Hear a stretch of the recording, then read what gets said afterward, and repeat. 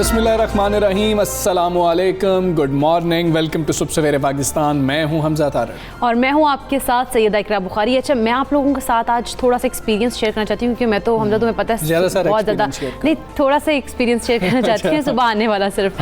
तो ये जो है सुबह क्योंकि हम लोग अर्ली आते हैं तो 6 बजे तक जो होते हैं वो सिग्नल्स फ्री होते हैं, मतलब उन्हें बंद किया होता है, येलो लाइट सिर्फ ऑन होती है।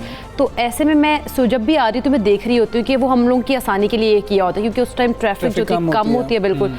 तो उसमें ये होता है कि आप इजीली चले जाए, टाइम बच जाए, लोगों को वहाँ पे वेट ना करना पड़े। लेकिन मैंने ये एक चीज़ नोटिस आज के काफ़ी दिन से नोटिस करी थी ये चीज़ कि हम देख रहे होते जब हम जा रहे होते तो चारों साइड पे उनके सिग्नल बंद होते तो जो ट्रैफिक होती है वो इतने बुरे तरीके से आ जा रही होती है और उसमें बहुत ज़्यादा एक्सीडेंट के खतरात होते हैं। और अक्सर मैंने देखा कभी ट्रक उल्टा हुआ है, कभी कोई बाइक किसी गाड़ी में लगी हुई है, इस तरह के एक्सीडेंट सुबह सुबह में होते हैं। वो इस वजह से क्योंकि सिग्नल्स तो बंद होते हैं, तो इधर उधर देखे बगैर ही आप लोग जब जा रहे होते हैं तो फिर उसमें हादसा हो सकते हैं। आपकी अपनी आसानी के लिए चीज़ की जाती है लेकिन आप खुद ही अपने और दूसरों के लिए मुश्किल भी बना देते हैं। तो इस तरह से नहीं करना चाहिए। मतलब लेट नाइट भी हम देखें तो अक्सर ऐसे सिग्नल्स हैं कि जिनको बंद कर दिया जाता है, मतलब कि वो येलो लाइट चल रही होती है, सिग्नल्स बंद होते हैं, सिग्नल फ्री होते हैं, ये कह लिया जाए तो वाकई हमारी उस वक्त जिम्मेदारी ये बढ़ जाती है कि चलें, हमें उधर वेट तो नहीं ज़्यादा देर करना पड़ेगा लेकिन कम से कम आते हुए ज़रा रुकें, बाकी तीनों तरफ देख लें, चौथी तरफ तो आप खुद मौजूद हैं ताकि कोई हादसा खुदा न खास्ता पेश ना आए। होता यह है कि चारों तरफ से लोग नहीं देख रहे होते, वो अपनी स्पीड भी कम करने के लिए तैयार नहीं होते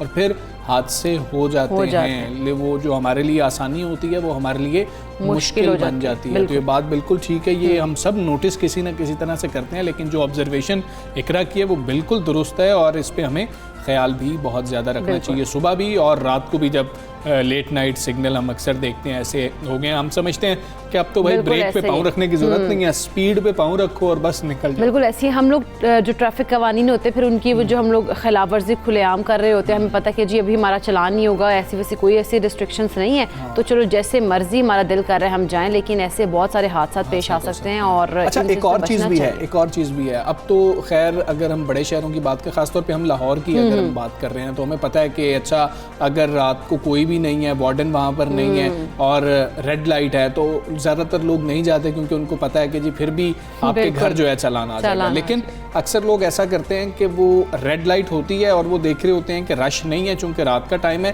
तो वो फिर भी इशारा जो है क्रॉस कर जाते हैं और उससे भी हादसा होते हैं क्योंकि दूसरी साइड से तो स्पीड से आने वाला अगर ग्रीन लाइट देख रहा है वो तो नहीं सोचेगा कि मुझे रुकना है यहाँ पर, वो तो स्पीड से चला जाएगा। ये भी हम गलती करते हैं, गलतियाँ नहीं करनी, ये गलतियाँ सारी जो है आपको नहीं करनी है और आपको ट्रैफिक कवानीन की जो है ना वो आपको उसके पाबंदी करनी चाहिए, उसके ऊपर अमल करना चाहिए, जिस तरह के कवानीन हैं उनको फॉलो करें। बिल्कुल ऐसा ही है। और साथ एम्बुलेंस जो जब सायरन बज रहा होता है ना तो उसको रास्ता दिया करें। हम अक्सर देखते हैं कि रास्ता नहीं देते, लोग सोचते हैं अब ये जिस लेन में है ये लेन तो तेज तेज चलेगी इसलिए हम भी उस लेन में आ जाते हैं। अच्छा, वैसे ये बात मैंने बहुत ज्यादा नोट की है, ऐसा होता है ड्राइवर सोच रहे होते हैं एम्बुलेंस होती है उस लेन में, लोग आ जाते हैं कि भाई एम्बुलेंस को रास्ता मिल रहा होगा, हम इस लेन में तेज जाएंगे। तो इस तरह भी मत किया करें, पहले रास्ता दिया करें, ज्यादा जगह छोड़ दिया करें ताकि एम्बुलेंस को अगर मूव करना है तो वो फ्रीली मूव कर सके। सिर्फ ये नहीं है कि आपने अपनी लेन छोड़ के दूसरी तरफ आगे, ज्यादा से ज्यादा रास्ता दिया करें ताकि अगर कहीं पे आगे रुकावट है तो वो आपकी लेन में आके भी मूव कर सके। खैर ये वो चीजें हैं, ये हमें पता होनी चाहिए, हमें इस पे अमल करना चाहिए और ये डेली रूटीन का हिस्सा है। ये बचपन में पढ़ाई भी जाती है वैसे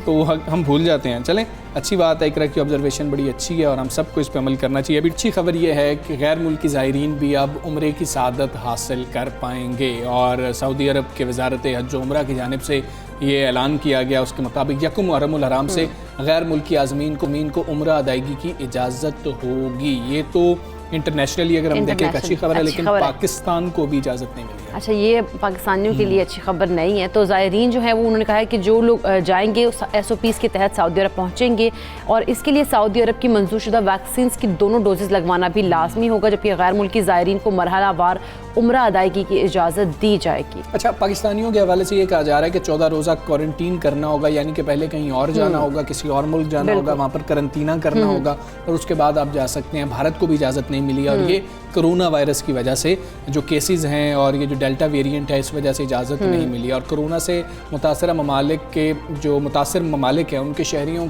की दरख्वास्तों पर अभी कोई गौर नहीं किया जाएगा। और ये भी वाज़ेह है कि रमज़ान साल हज सीज़न के दौरान अल्हम्दुलिल्लाह एक भी कोविड केस बिल्कुल ऐसे ही। अच्छा, लास्ट टाइम जिस तरह से 10,000 रखा गया था ना, उन्होंने कि 10,000 सिर्फ जो हजाज कराम है वो हज कर सकेंगे, लेकिन इस साल जो तादाद बढ़ाई गई इसी वजह से क्योंकि कोविड का कोई केस जो है इस बार नहीं आया। और अब क्योंकि वैक्सीनेशन का प्रोसेस भी जारी है ना, तो लोग वैक्सीनेट भी हो रहे हैं, उसकी भी शराइत रखी गई थी, तो इस वजह से आहिस्ता आहिस्ता रौनकें जो हैं वो बहाल होती जा रही हैं, आबाद होती जा रही हैं। बड़ी अच्छी बात है। इंटरनेशनली अब लोग उम्रे के लिए जा सकेंगे और हम उम्मीद यही करते हैं, दुआ भी यही करते हैं कि जल्द बाकी जो ममालिक हैं, तमाम ममालिक, सिर्फ पाकिस्तान की बात नहीं करते, वो तमाम ममालिक जिनको भी इजाज़त नहीं मिली है उनको भी इजाज़त मिले। और वहाँ से भी जो लोग बड़ी देर से अब लोग इंतजार कर रहे हैं, कितने लोग हैं जो ख्वाहिशमंद थे। जैसे कल ये खबर आई तो मैं भी तुमसे ये डिस्कस की थी, मैंने कहा कि अब तो हम लोगों को भी करना चाहिए, सोचना चाहिए इस बारे में। तो लेकिन जब ये खबर आई कि पाकिस्तान को अलाउ नहीं, तो फिर अभी इंशाल्लाह जल्द मिल जाएगा। और अब तो ये भी हमारे लिए देखें ना एक इंस्पिरेशन है ये कहा जाए,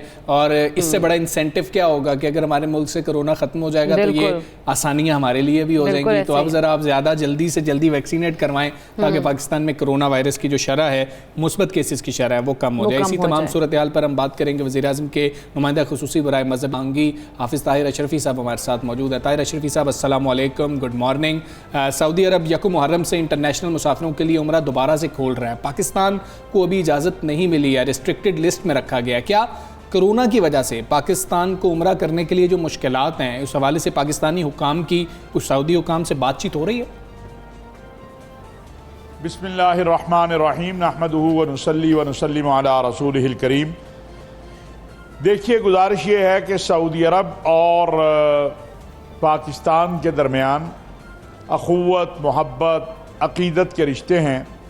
और उम्रे का सबसे पहले तो हम खैर मकदम करते हैं कि सऊदी अरब ने कोरोना की वबा के बावजूद उम्रे को खोला है और आलमी सतह पे यकम मुहर्रम से लोग जो है उम्रे के लिए जाना शुरू हो जाएंगे।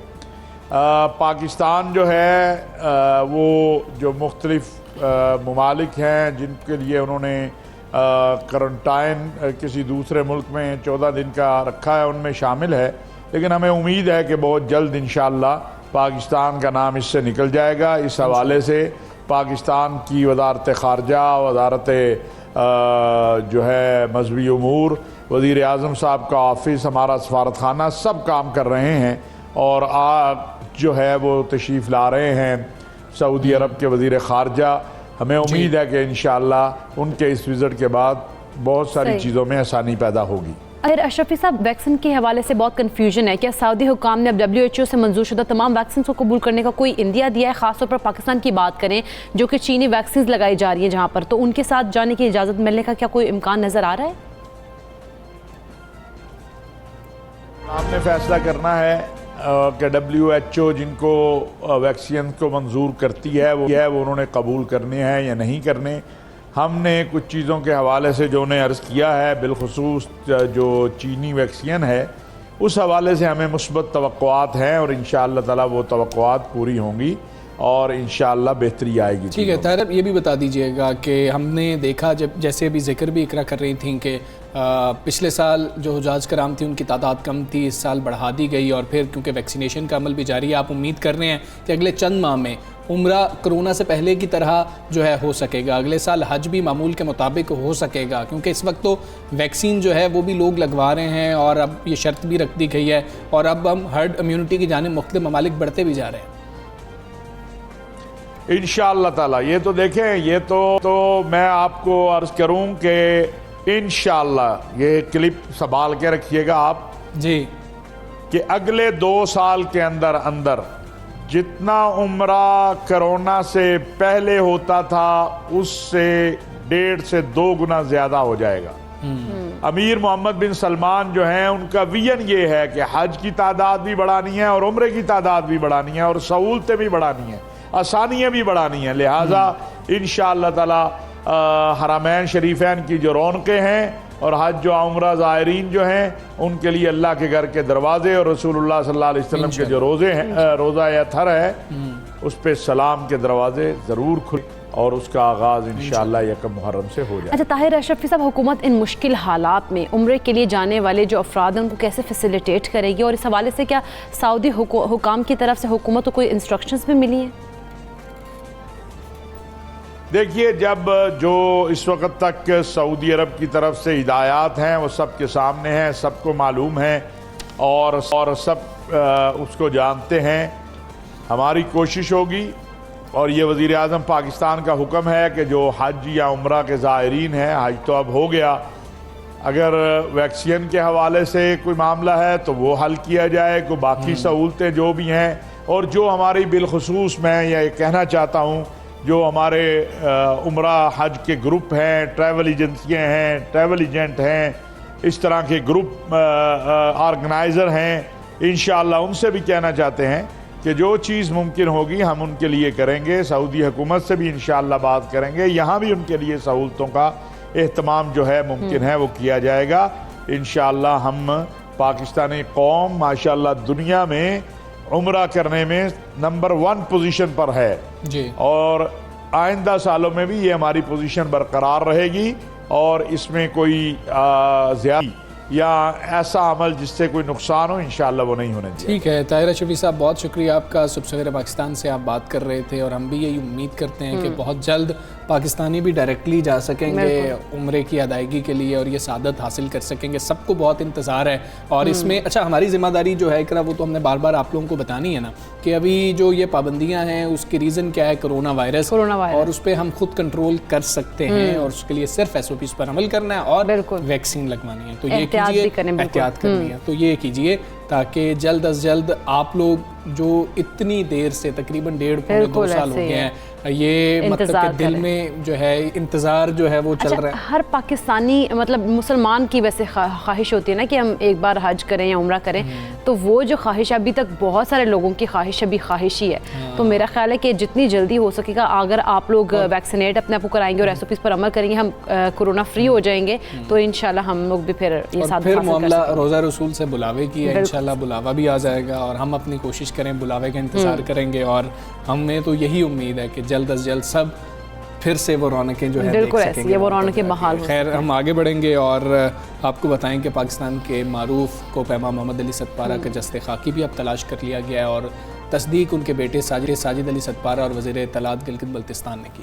अच्छा, नेपाली जो थे शरपास की ग्रुप ने उन्होंने कहा कि बॉटल नेक जो है उससे 300 मीटर नीचे 2 लाशों को देखा गया और बेटे साजिद सतपारा का कहना था कि मरहूम वालिद के दीगर साथियों जॉन स्नोरी और जॉन पैब्लो की बॉडीज़ भी नज़र आ रही हैं। अच्छा, अब जो है उस तदबीर पर गौर किया जा रहा है कि जस्ते खाकी को किस तरीके से निकाला जाएगा। उन्होंने कौम से मिशन की कामयाबी के लिए दुआओं की अपील भी की है। दूसरी तरफ अगर हम बात करें वज़ीर इत्तलात गिलगित बल्तिस्तान फतेहुल्लाह खान साहब ने अली सतपारा की जो डेड बॉडी है जो जस्ते खाकी है वो मिलने पर तस्दीक तो की और उनका कहना था कि K2 बेस कैंप 4 से अली सतपारा जॉन सिनोरी की जो है वो डेड बॉडीज मिल गई हैं और दूरबीन से लाशों की शनाख्त भी की गई। अच्छा, बेस कैंप के कहा जा रहा है कि करीब लाशों तक पहुंचने में वक्त लगेगा। रवा साल कहा जाता कि फरवरी के दौरान बिल्कुल 5 फरवरी को K2 पर मौसम की खराबी के बायस मोहम्मद अली सतपारा समेत उनके जो 2 साथी थे वो लापता हो गए थे और इस दौरान पाकिस्तानी आर्मी की जानिब से उनको तलाश करने के लिए मुतादिद बार कोशिशें भी की गई, ऑपरेशन भी किए गए, लेकिन तब नहीं मिले थे। लेकिन अब जो उनके साहबजादे हैं उन्होंने जाके ये स्टार्ट की एक मुहिम उन्होंने की स्टार्ट किया। अब उस अल्लाह का शुक्र है कि वो उनकी जो है डेड बॉडीज बड़ा ज़्यादा इसमें अमल दखल था। उस वक्त मौसम इस तरह का साजगार नहीं था और तब भी यही कहा जा रहा था कि यही दिन होंगे जुलाई अगस्त के कि जब मौसम कुछ बेहतर हो जाएगा, उस वक्त चांसेस बढ़ जाएंगे। तो ऐसे ही हुआ। खैर हम बात कर लेंगे। हमारे साथ मौजूद हैं वज़ीर गिलगित बल्तिस्तान फतेहुल्लाह खान साहब। फतेहुल्लाह खान साहब अस्सलाम वालेकुम, गुड मॉर्निंग। मोहम्मद अली सतपारा और उनके साथियों की डेड बॉडीज़ को कैसे लोकेट किया गया ये हमें बता दीजिए और टीम में इस वक्त कौन कौन मौजूद है? ये इस तरह है जनाब, बोटल नेक जो एक जगह है K2 चोटी से थोड़ा नीचे ये वाक़या है बोटल नेक, जो उस पूरी चोटी का सबसे खतरनाक एरिया बनता है। उस एरिया से भी नीचे 400 या 500 फीट नीचे ये डेड बॉडीज मिली हैं। उसके बाद फिर इसके लिए ऑपरेशन शुरू हुआ जिसमें साजिद अली सतपारा जो मोहम्मद अली सतपारा हैं उनके बेटे, जो शुरू के दिन जब 5 फरवरी को इन्होंने जो एक्सरसाइज शुरू की थी, विंटर समिट जो किया था, उसमें साजिद अली सतपारा भी मौजूद थे, प्रसन्न शेरपा और एलिया सिडने एक कैनेडियन फिल्म मेकर हैं। तो ये सारे इकट्ठे थे, इन्होंने ये डेड बॉडीज लोकेट की हैं। उसमें आर्मी के भी ऑफिसर्स वहाँ पे मौजूद थे। ठीक है। तो इस तरह से मतलब लोकेट हो गई है बॉडी। अच्छा सर, ये भी बता दीजिएगा कि मोहम्मद अली सतपारा को क्या सरकारी प्रोटोकॉल के साथ ही सुपुर्द खाक किया जाएगा? यकीनन देखें, अभी साजिद अली सतपारा खुद मौजूद हैं, इस मिशन में शामिल थे, सर्चिंग ऑपरेशन है, और उनके साथ गिलगित बल्तिस्तान के 1-2 और एक्सपीडिशंस मौजूद थे, फिर फॉरेनर्स भी कुछ लोग मौजूद हैं। और इसमें जो 3 डेड बॉडीज बेसिकली हैं, एक जॉन सोनेरी आइसलैंड से हैं, एक जॉन पेब्लो ये चिली से हैं। जी। तो जॉन पेब्लो के बारे में ये कहा गया कि इनके लवाहिकीन ने कि उनकी डेड बॉडी हमारे मुल्क भेजने की जरूरत नहीं है, उनको उधर ही केटू पहाड़ जहाँ पे हैं डेड बॉडी वहीं पे छोड़ दें। और जॉन सुनेरी जो आइसलैंड के हैं, उनके वर्षा से लवाहिकीन से राब्ते की कोशिश में हैं, उनका क्या आगे से डिमांड उनकी होती है। बाकी रहा मसला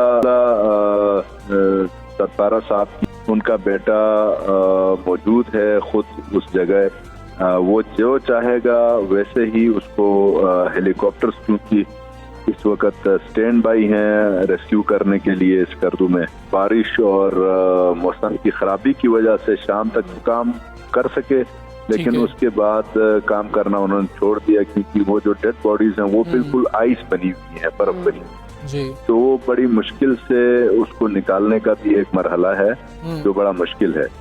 कल इंशाल्लाह कोशिश की जाएगी कि उनकी डेड बॉडीज को बिल्कुल निकाल लेंगे, उसके बाद उनकी शनाख्त होगी, फिर साजिद अली सतपारा जो भी फैसला करेंगे कि उनकी डेड बॉडी को ठीक करना है और दफनाने वाला जो भी मामला होगा, यकीनन एक अच्छे प्रोटोकॉल के साथ उनको दफनाया जाएगा। अगर उनके बेटे ने फतेहुल्लाह खान से भी ये भी बताइएगा, डेड बॉडीज को जो नीचे उतार के लाना है, ये मरहला कह लिया जाए, ये मिशन कह लिया जाए, ये कितना कठिन है और इसमें कितना वक्त लग सकता है? शाम तक तो वो उस मकाम पे पहुंचे थे जहाँ पे डेड बॉडी थी।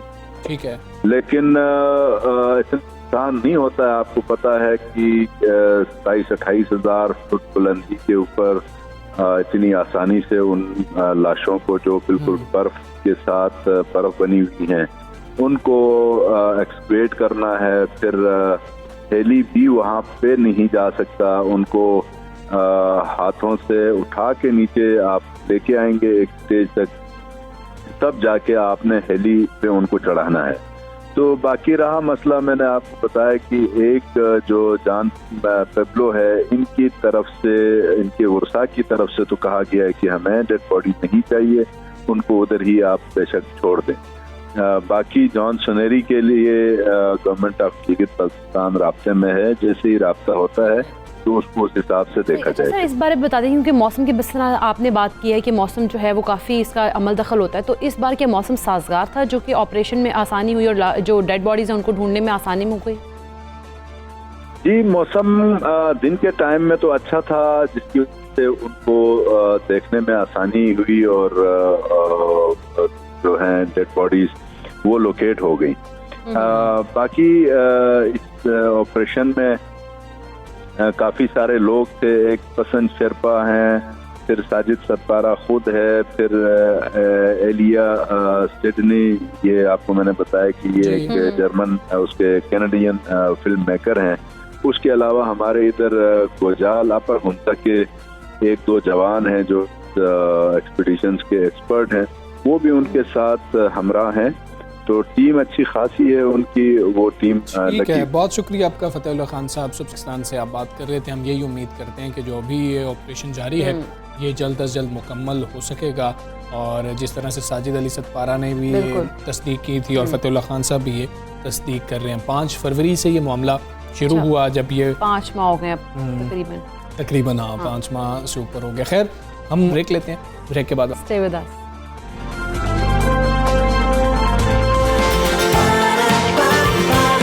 सुबह सवेरे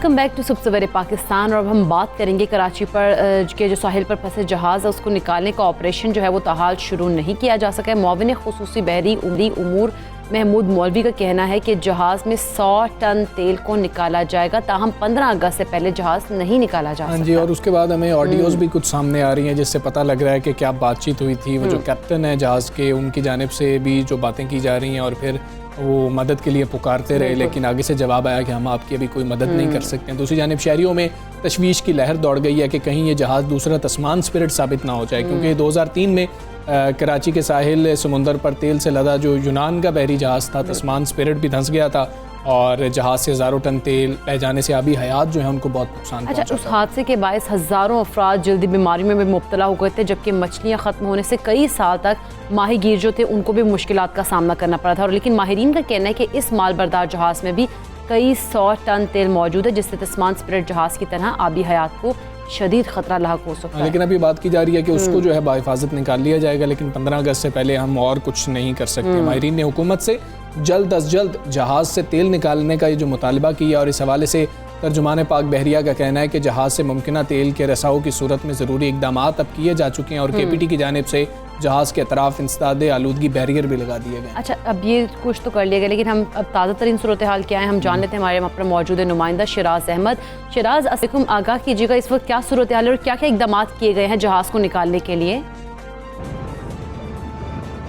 वालेकुम सलाम। अभी तक की जो सूरत हाल है वो हमें जूम की तू नज़र आ रही है। कराची के साहिल समंदर पर अब भी जो है वो बहरी जहाज़ मौजूद है जो कि फंसा हुआ है और गुज़िश्ता कई रोज़ से यहाँ पर सूरत हाल जूम की तू नज़र आ रही है, क्योंकि समंदर में लो टाइड्स होने की वजह से समंदर जो है वो रेत में धंसता चला जा रहा है और उसको निकालना जो है वो थोड़ा मुश्किल है अमले के लिए। इस हवाले से हमने कई मरतबा देखा कि वज़ीर जो है वो मुख्तलिफ यहाँ उन्होंने दौरे भी किए, विज़िट भी किए, और यही बताया जा रहा है महमूद मौलवी जो कि माउन खुसूसी हैं बराए बहरी अमूर, उनकी जानिब से कि 15 अगस्त तक जो है इसको निकालना मुमकिन नहीं होगा, क्योंकि इस वक्त समंदर में लो टाइड्स हैं और लो टाइड्स में हैवी टग्स चलाना और इसके निकालना जो है वो काफ़ी ज़्यादा मुश्किल अमल हो सकता है। और इस हवाले से कुछ रोज़ जो हैं वो इंतज़ार करना पड़ेगा। इस हवाले से दुबई की कंपनियों से जो है वो हैवी टग्स दरामद कर लिए गए हैं। इसके अलावा पाकिस्तान मैरीटाइम सिक्योरिटी एजेंसी और पाकिस्तान नेवी के जो टग्स हैं वो यहाँ पर मौजूद हैं। किसी भी किस्म के हादसे से बचने के लिए जो है फौरी तौर पर इक़दामात का जो सिलसिला है वो किया जा सकता है, क्योंकि जहाज़ में इस वक्त 100 टन से ज़ायद जो है वो तेल मौजूद है और यही सबसे बड़ा ख़तरा ज़ाहिर किया जा रहा है कि अगर उसका रसाव होता है तो आबी आलूदगी भी फैलेगी सबसे ज़्यादा, और जो आबी जो मछलियाँ हैं, जो माहौल है वो उसको काफ़ी ज़्यादा जो है वो नुकसान पहुँचा सकती है। इसी हवाले से इक़दामात तो कर लिए गए हैं, लेकिन अभी इसे निकाला नहीं जा सकता। कुछ रोज़ कबल हमने देखा कि कैप्टन और जो KPT हुकाम और मनोड़ा हुकाम है उनके दरमियान जो ऑडियो लीक हुई है उससे भी काफ़ी ज़्यादा बातें सामने आई हैं कि जब ये जहाज़ यहाँ पहुँचा था, सिंगापुर से ये जहाज़ आया है, दुबई कंपनी का ये जहाज़ है जो कि बरामदी और दरामदी ऑर्डर्स लेकर यहाँ पाकिस्तान के पोर्ट पर पहुँचा था, लेकिन बर वक्त बर्थ ना मिलने की वजह से यहाँ जो सिचुएशन है वो ख़राब हुई है। कैप्टन के मुताबिक जो ऑडियो लीक हुई है उसमें बताया है उसने कि 20 और 21 जुलाई को जो उसके 2 लंगर हैं वो टूट गए थे, जिसकी वजह से पानी में जो शिद्दत देखी गई वो जहाज़ तैरता हुआ कराची के साहिल समंदर पर यहाँ पहुँच गया, जबकि मनोड़ा पर और KPT पर उसको बर्थ ना मिलने की वजह से जो है सिचुएशन मज़ीद ख़राब होते हुए हमें दिखाई दी। इस वक्त भी मेरे कैमरामैन अगर आपको दिखा सकें कि जहाज़ इस वक्त जो है बिल्कुल सामने साहिल समंदर पर हमें नज़र आ रहा है, मट्टी में जो है ये धंसा हुआ है, लोग भी आ रहे हैं, देख भी रहे हैं। इसके अलावा सिक्योरिटी हुकाम है वो भी यहाँ मौजूद हैं, वो भी आ रहे हैं, विज़िट कर रहे हैं, लेकिन अभी तक कोई अमली इक़दामात हमें होते हुए दिखाई नहीं दे रहे हैं। और यही बताया जा रहा है कि कुछ मजबूरियाँ हैं जिसकी वजह से समंदर जब तक लो टाइड्स पर है, समंदर से इस जहाज़ को निकालना काफ़ी ठीक है। आपने हमें तफसीलन आगाह किया है शराज, आपका बहुत शुक्रिया। मजबूरियों की जो आप बात कर रहे हैं वो ही हम जानने की कोशिश करेंगे कि आखिर इसमें हमारी मजबूरियां क्या हैं और कितना टाइम लग जाता है इसमें, ये किसकी जिम्मेदारी होती है, क्या हम ये कर भी सकते हैं, नहीं कर सकते हैं। फिर एक 2003 में जो वाक़या पहले पेश आ चुका है उसके हवाले से भी उसको भी ज़हन में रखना कितना ज़्यादा ज़रूरी है। ये सारी सूरत हाल पर हमने बात भी करनी है। अच्छा इकरा, मैं तुम्हें बताऊं कि ईद के रोज़ जब ईद पे लोग, अभी जैसे हमें शराज भी आगाह कर रहे थे और वो दिखा भी रहे थे, लोग दूर दूर से देखने के लिए आ रहे थे क्योंकि संगीनी का तो इल्म ही नहीं था किसी को, कि उनको लग रहा था कि शायद, या पता ही नहीं था। ये तो जब मामला उठता गया, फिर ऑडियोज़ अब सामने आना शुरू हुई हैं, तो उससे मामले की संगीनी का भी इल्म होना शुरू हुआ है। फिर जब तेल के हवाले से पता लगा कि 100 टन से ज़्यादा तेल मौजूद है और अभी हयात को कितना नुकसान इससे हो सकता है। अच्छा, वहाँ के लोगों को कितना खतरा हो सकता है। अच्छा, ये लोगों को बाद में चीज़ें पता लगी हैं। नहीं, उस टाइम अगर हम देखें तो ईद के दौरान, ईद के दिनों के अंदर हम ये देख रहे थे कि लोग उधर किस तरह से जा रहे थे और वहाँ पर ये जो सारी सूरत हाल थी वो हमने देखी है। और अभी जब ऑडियोज़ का सामने आना है और जिसमें वो कैप्टन उमर जो हैं वो बात कर रहे हैं और उस हवाले से बातचीत की जा रही है, वो सारी भी सुनने में हमने जो सुनी है उसमें यही है कि जी वो मदद के लिए कह रहे हैं, लेकिन वो कहा जा रहा है कि जी कि हम आपको सुन रहे हैं, हम आपको सुन सकते हैं,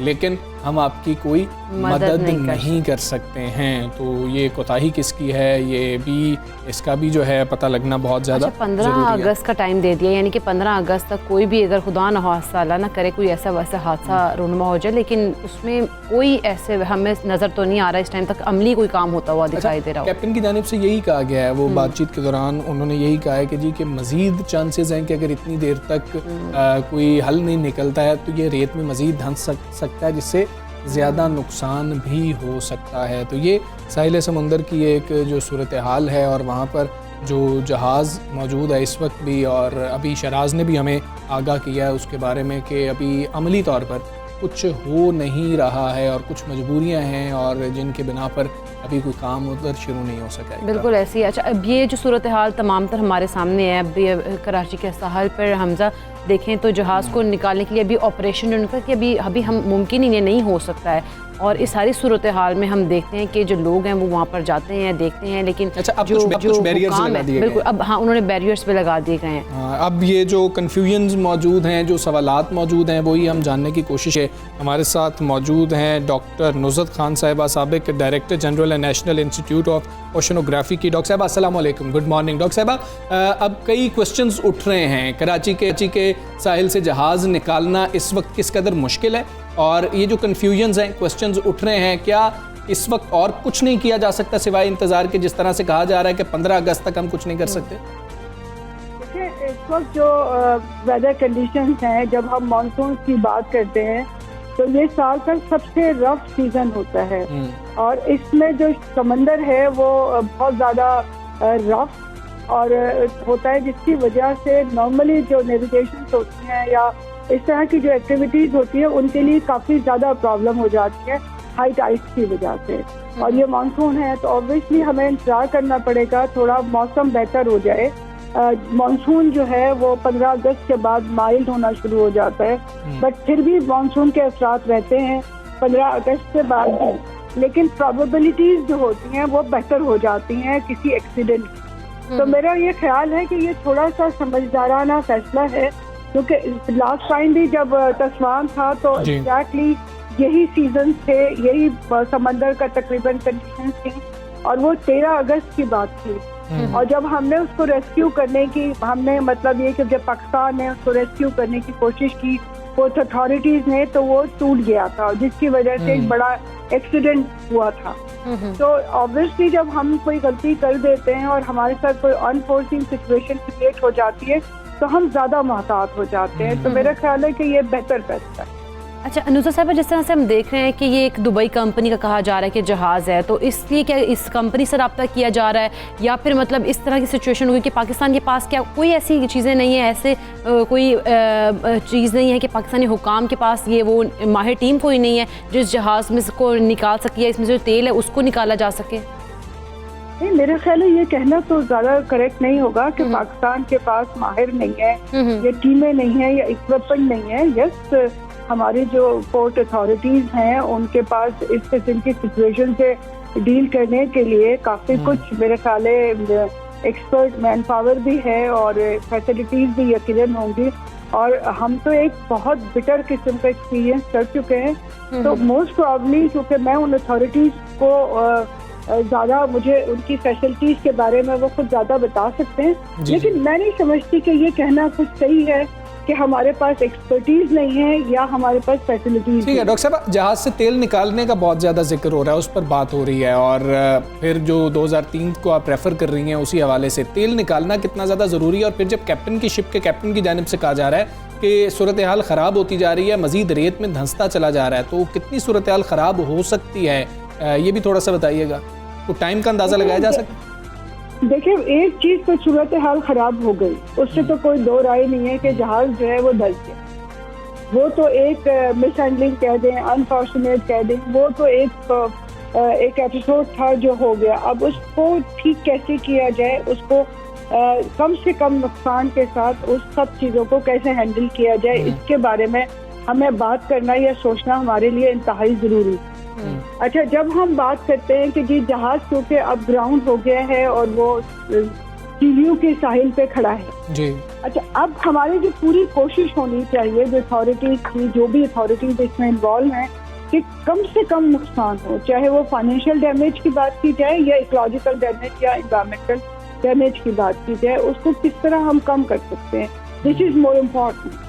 अब ये कहना कि जी वो कैसे हो गया, वो एक बात की बात है, लेकिन अभी जो हमें सबसे बड़ा मसला है वो ये है कि अगर इसमें से तेल जो है वो लीक कर जाता है हमारी कोस्ट लाइन पे, तो कौन से एरियाज हैं जो हमारी प्रायोरिटी एरियाज होंगे, ये तेल बह के कहाँ तक जा सकता है। वैसे तो अथॉरिटीज की कोशिश ये होगी कि कम से कम नुकसान के साथ उस तेल को उस जहाज में से निकाल लिया जाए, तो उसके लिए ज्यादा हमें फिक्र करनी चाहिए और प्लानिंग करनी चाहिए। बिल्कुल ठीक है। ऑयल लीकेज इस वक्त सबसे बड़ा मसला है, उसके ऊपर अब प्लानिंग होनी चाहिए और जल्द अज जल्द उसका कोई हल निकालना चाहिए। डॉक्टर साहब, बहुत शुक्रिया आपका। सब सवेरे पाके आप बात कर रही थी और बात बिल्कुल दुरुस्त है कि अब कम से कम नुकसान के साथ जो किया जा सकता है उसके ऊपर यकीनन प्लानिंग हो भी रही होगी कि क्या सूरत हाल है, किस तरीके से कम नुकसान हो। पाकिस्तान पहले भी एक ऐसी सूरत हाल देख चुका है। आगे बढ़ते हैं और आपको बताते हैं कि चीनी थिंक टैंक ने कहा है कि पाकिस्तान कारोबारी माहौल की बेहतरी में सफ़े अव्वल के 10 ममालिक में शामिल हो गया। Good news.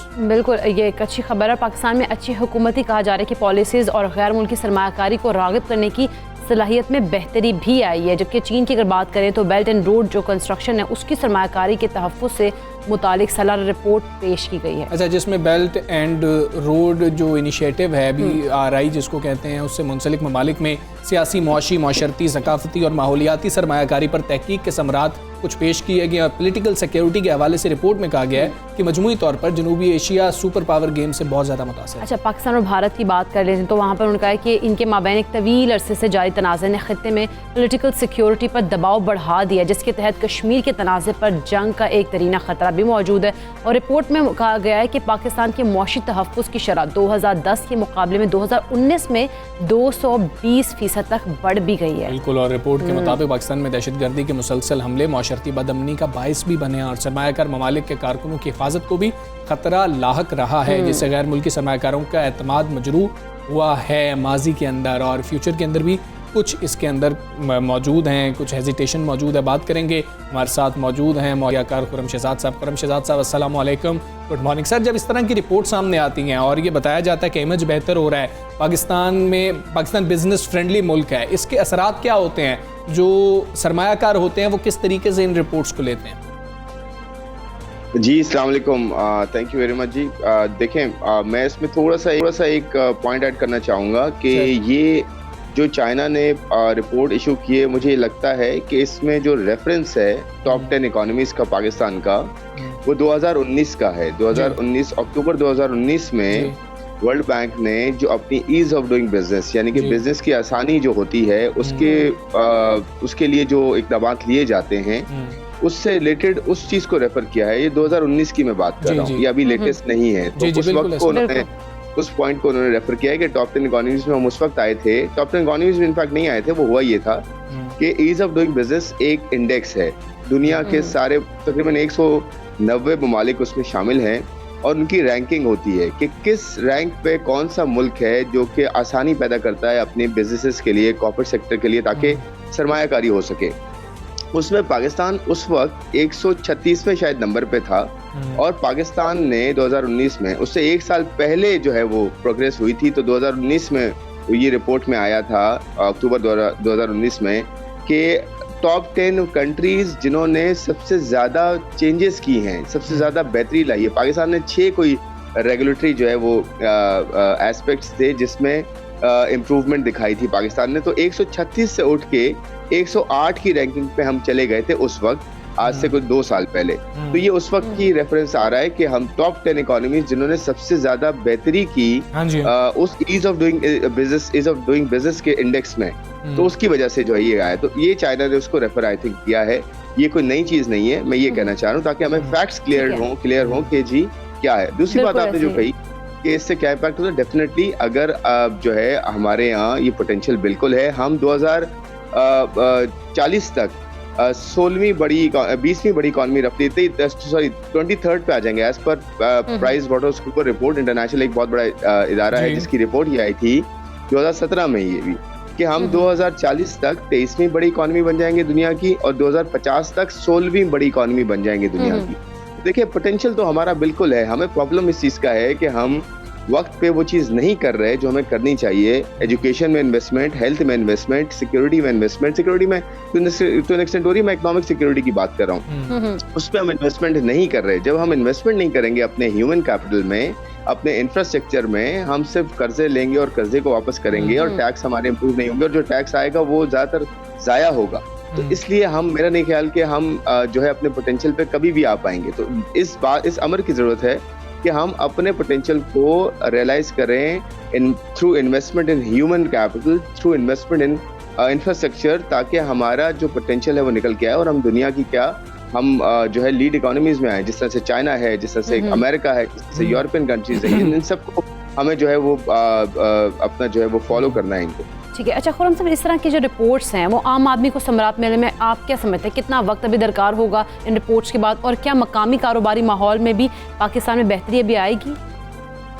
देखिए यही प्रॉब्लम है कि आप ईज ऑफ डूइंग बिजनेस एक इंडेक्स था जो अब मेरे ख्याल में 1-1.5 साल से वर्ल्ड बैंक इशू नहीं कर रहा, ये उसी वक्त की रैंकिंग्स हैं 2019 की और 2020 की जो रिपोर्ट आई थी।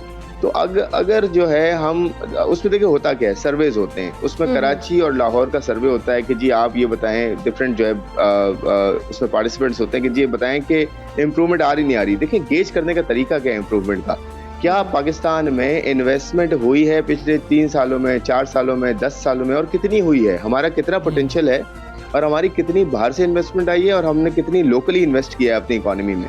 तो उससे पता चल जाता है कि जी कितना है। आप देखें ना FDI इस वक्त, फॉरेन डायरेक्ट इन्वेस्टमेंट इस वक्त हमारे यहाँ $2 अरब से भी कम है एक साल में, और पिछले 3, 4, 5 सालों 6 सालों से यही हाल रहा है।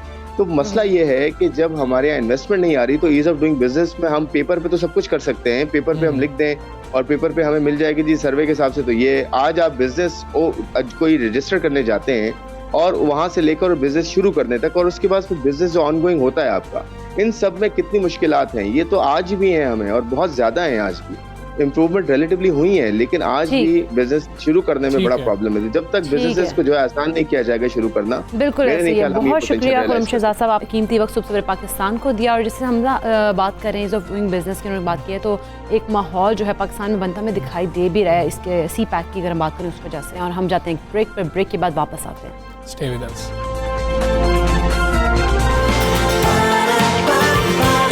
सुबह सवेरे पाकिस्तान, सुबह सवेरे पाकिस्तान।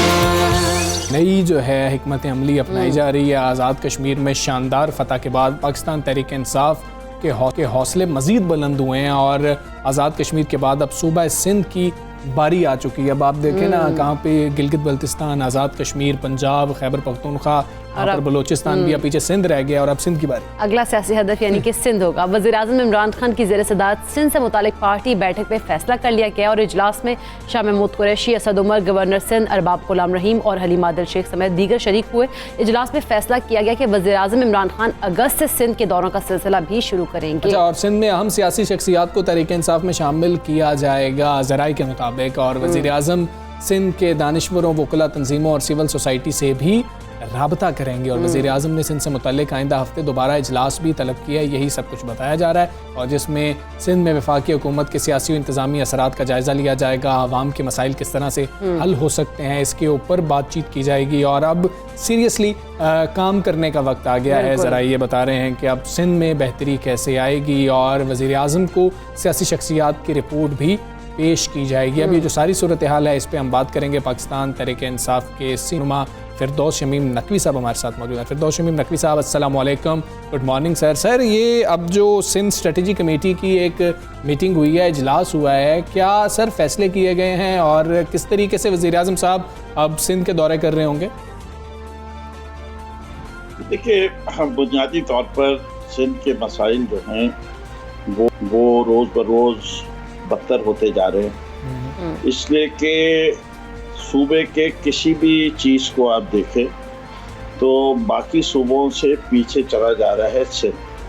तालीम का मैदान देखें तो उसके जितने NGOs के भी आदाद शुमार आ रहे हैं। ट्रांसपोर्ट का निज़ाम देखें तो यहाँ पब्लिक ट्रांसपोर्ट जैसी कोई चीज़ नज़र नहीं आती। बिल्डिंग कंट्रोल अथॉरिटी काम से ही नहीं कर रही। वाटर सीवरेज बोर्ड के अपने मसाइल हैं, सॉलिड वेस्ट मैनेजमेंट की अपनी जगह है, करप्शन का दौरा है। पेंशन फंड्स में देखें तो वो मसाइल नज़र आ रहे हैं कि खरबों रुपए की चोरी हो रही है। अब इस वक्त जो ये सूरत हाल है ये नागुफ्ता बे है, और उसके साथ साथ ख़ास तौर पे शहर कराची जिधर पाकिस्तान तहरीक इंसाफ को मैंडेट मिला है, तो वहाँ के मसाइल को हल करना पाकिस्तान तहरीक इंसाफ के लिए ज़रूरी है। अच्छा, ये सूरत हाल इस वक्त हुकूमत सिंध जो है वो एक डिक्टेटर की तरह एक्ट कर रही है। सिंध असेंबली के अंदर असेंबलियों के स्टैंडिंग कमेटीज में अपोजिशन को जगह नहीं दी जा रही, पब्लिक अकाउंट्स कमेटी में नहीं दी जा रही, कानून साजी नहीं करने दी जा रही। तो यहाँ जमहूरियत जैसी चीज नहीं है। हम और ख़ास तौर पे सबसे अहम चीज़ जो है लोकल बॉडीज़ का कानून है। हमारी पूरी कोशिश है कि लोकल बॉडीज़ के कानून को, जिसको हमने लिख के भी जमा कराया हुआ है और सिंध हुकूमत ने कहा था वो कानून लाएगी अपना भी, कि उसके ऊपर बहस होकर जल्द से जल्द बल्दियाती निज़ाम को बहाल किया जाए और बल्दियाती निज़ाम ही के ज़रिए लोग शहरियों को उनके हकूक़ मिल सकते हैं। क्योंकि हुकूमत सिंध मनमानी कर रही है, इसलिए ज़रूरी ये है कि कुछ ना कुछ पाकिस्तान तहरीक इंसाफ और वज़ीर आज़म साहब को कुछ करना पड़ेगा। ठीक। अच्छा नकवी साहब, जिस तरह की सूरत हाल है, कराची में मसाइल हैं और अब वज़ीर आज़म ने यह अज़्म किया है कि कराची की आवाम के लिए सोचना है, तो वफाकी हुकूमत ऐसे कौन से पैकेजेस का ऐलान करने जा रही है और आप क्या समझते हैं सिंध में पीपल्स पार्टी की ताकत को तोड़ना आसान होगा? देखिए, पहली चीज़ तो ये कि पैकेजेस तो बहुत सारे अनाउंस हुए, पैकेजेस का इतलाक करना बहुत मुश्किल हो रहा है, इसलिए हुकूमत सिंध कोऑपरेट नहीं करती और उनको ये पता है कि अगर ये पैकेजेस कामयाब हो गए तो वो एक तरीके से अपने पिछले जो इन 3 साल ये, लेकिन पिछले 10 साल में जो उन्होंने कोई काम किया था उसका सारा ब्लेम उन पे आ जाएगा और तहरीक इंसाफ दिखा सकेगी कि हम काम करते हैं और आप माजी में काम नहीं कर सके। और ये चीज़ उनको बहुत परेशान को है उनके लिए, इसलिए वो नहीं चाहते कि किसी किस्म की भी तरक्की और वो कह के देखे जी तरीके इंसाफ भी नाकाम है। तो ये एक उनकी सियासी स्ट्रेटजी है जिस पे वो अमल कर रहे हैं और हमें अपनी सियासी स्ट्रेटजी पे अमल करना है। मैं ये समझता हूँ कि इस वक्त जो वो मनमानी कर रहे हैं उनको इस बात का एहसास दिलाना ज़रूरी है कि फेडरल गवर्नमेंट एग्जिस्ट करती है और फेडरल गवर्नमेंट के नीचे ही सूबे होते हैं। ये नहीं है, उल्टा नहीं है मामला, गंगा उल्टी नहीं बह रही कि सूबाई हुकूमत अपनी मनमानी करते रहे और मरकज कुछ न कर सके। ठीक है। फिरदौस शमीम नकवी साहब, ये भी बताइएगा, क्या ये अगले इलेक्शन के लिए कुछ मुलाकातें हो रही होंगी कि जो सीनियर सियासतदान हैं उनसे मुलाकात हो रही होगी, बाकी जो अहम लोग हैं उनसे मुलाकातें हो रही होंगी, या फिर इलेक्शन के बारे में तो सोचा ही नहीं जा रहा, अभी तो सिर्फ हालात के बारे में सोचा जा रहा है? दोनों का एक दूसरे से बड़ा अहम रब्त है, इनको आप जुदा नहीं देख सकते। देखिए, बात यह है कि Pakistan Peoples Party Zardari group ये कोशिश कर रहा है कि वो तमाम तर सिंधियों को इस बात पे यकीन दिला दे कि हमने हमेशा इख्तिदार में रहना है। यहाँ 13 साल से जो उनकी परफॉर्मेंस है, तो परफॉर्मेंस के ऊपर तो उनको कोई भी नहीं वोट देता, लेकिन खौफ के ऊपर जरूर वोट देते। ये वही सिलसिला है जो अल्ताफ हुसैन ने कराची में कायम रखा हुआ था कि उन्हें पता था कि वो कराची वालों को कि तुमने हमें वोट नहीं दिया तो तुम उस पर भी पछताओगे। तो कोई चॉइस नहीं छोड़ी थी कराची वालों के पास जब उनको चैलेंज नहीं किया गया था। और अब हमें इरादा यही है कि ये जो मिस्टर जरदारी, मिस्टर 10%, मुल्क की सबसे बड़ी बीमारी, इस मुल्क पर भारी जो हैं और कायदे बदनाम को उनके मंतकी अंजाम तक पहुंचाया जाए। अच्छा। और मंतकी अंजाम यही होता है जमहूरियत में कि जो परफॉर्म नहीं करता he should be voted out. अच्छा ठीक है नकवी साहब, जिस तरह से अब सूरत हाल अब बनती जा रही है, क्या आप देख रहे हैं कि सिंध में अहम शख्सियात भी तहरीक इंसाफ में शामिल होने का ऐलान कर सकती हैं, और क्या कोई नए सियासी इत्तेहाद के हवाले से भी कोई पेशरफ्त का इम्कान है? सियासत is the art of possible. हम किसी चीज को रद्द नहीं कर सकते, लेकिन मैंने आपको बताया कि हमारी बुनियादी जो ज़रूरत है इस वक्त की वो ये है कि लोगों के दिलों में और दिमाग से ये खौफ को ख़त्म करना है कि अगर आपने जरदारी लीग को वोट नहीं दिया तो आपको नुकसान हो। अच्छा ठीक है नकवी साहब, इतना आसान होगा ये सब कुछ जो आप कह रहे हैं करना? सिंध में हुकूमत है उनकी, क्या इतना फ्रीली ये सब कुछ करना पॉसिबल होगा आप लोगों के लिए अपोजिशन में होते हुए? जी असल में हमारा लीडर जो है ना वो अपने लिए आसान टास्क तो कभी भी नहीं लेता वो हमेशा मुश्किल टास्क लेता है। और अल्लाह मियाँ का करम है उस पर भी और हम पर भी कि जब वो इरादा नीयती से कर लेता है। ये किसने कहा था कि 2 पार्टी सिस्टम में एक थर्ड पार्टी आके हुकूमत बना सकती है? ये किसने कहा था कि जिस उम्र में वो कप्तानी कर रहे थे कि वर्ल्ड कप जीत सकते हैं? ये किसने कहा था कि वो पाकिस्तान की सबसे बड़ी सियासी जमात बना सकेंगे? ये किसने कहा था कि शौकत खानम हस्पताल जो है कैंसर का मुफ्त इलाज कर सकेगा? तो अगर उनके माजी के अचीवमेंट्स को देखे और ये इरादा देखे तो मैं नहीं समझता कि कोई इतना मुश्किल काम होगा। जो शख्स बिलियन ट्री सुनामी सोच सकता है, जो पाकिस्तान की नीयत की बात होती है कि नीयत क्या है, नीयत सबसे बड़ा चीज़ होती है। और क्योंकि मैं समझता हूँ कि कप्तान की नीयत पाक और साफ है, मुल्क की तरक्की है, उसके अंदर किसी किस्म की कोई प्रोविंशियलिज्म, एथिसिटी, सेक्टेरियनिज्म जैसी चीज़ पाई नहीं जाती। वो जीते हैं मरते हैं पाकिस्तान के लिए। ठीक है नकवी साहब, आप अभी कह रहे थे कि सब कुछ पॉलिटिक्स में तो सब कुछ हो सकता है, लेकिन पॉलिटिक्स के अंदर क्या कहीं पे कोई ऑप्शन गवर्नर राज की भी है?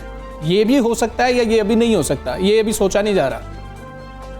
जी मेरा जैसा आदमी फिरदौस शरीफ नकवी बजाते खुद तो ये समझता है कि शायद इसका इवेंचुअल हल गवर्नर राज ही है।